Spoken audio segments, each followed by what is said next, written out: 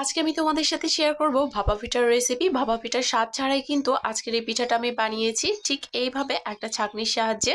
আশা করছি রেসিপিটি সবার কাছে ভালো লাগবে। আর কথা না বাড়িয়ে মেন ভিডিওতে চলে যাচ্ছি। প্রথমে একটা বোলে আমি নিয়ে নিচ্ছি চালের গুঁড়ো। এখানে কিন্তু ভেজা অথবা শুকনো দুই ধরনের চালের গুঁড়োই তোমরা ইউজ করতে পারো।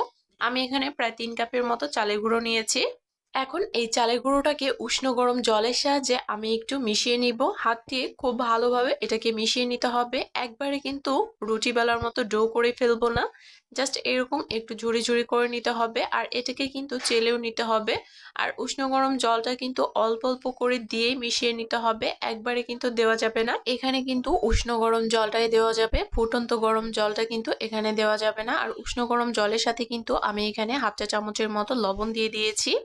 এতে করে কিন্তু ডোটা একদম পারফেক্ট হবে। আর লবণটা কিন্তু জলের সাথেই দিতে হবে। খুব ভালোভাবে আমি এটাকে করে নিচ্ছি। এটা কিন্তু ভিডিওতে দেখা প্রসেস অনুযায়ী করে নিতে হবে। ভাপা পিঠা বানানোটা কিন্তু খুবই সহজ, যদি সকল টিপস ফলো করা হয় তাহলে কিন্তু রেসিপিটা পারফেক্ট হবে। আর আমি চেষ্টা করেছি সকল টিপস সহ এই রেসিপিটা তোমাদের সাথে শেয়ার করার। আশা করছি সবার কাছে ভালো লাগবে।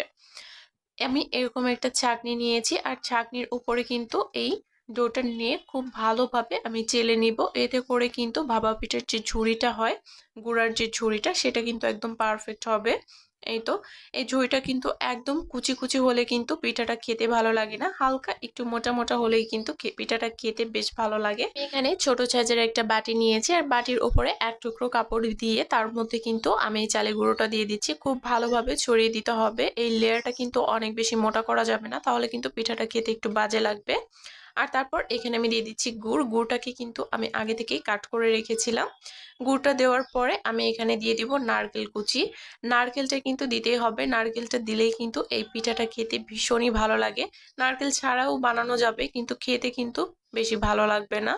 নারকেলটা দেওয়ার চেষ্টা করবেন, তাহলেই কিন্তু পিঠাটা একদম পারফেক্ট হবে। আর পিঠার সাইজটা যদি আরো একটু বড় করতে চান, তাহলে কিন্তু এই নারকেলের পরে আরো একটা লেয়ার গুঁড়া দিয়ে দিবেন, তার উপরে গুড় দিয়ে আরো একটা লেয়ারে গুঁড়া দিতে হবে।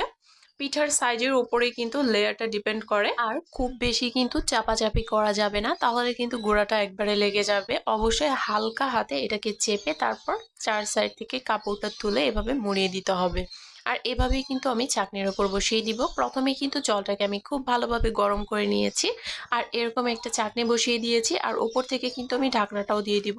পিঠাটার মধ্যে বসিয়ে ওপর থেকে ঢাকনাটা দিয়ে দিব। আর চুলার আঁচটা থাকবে মিডিয়ামে।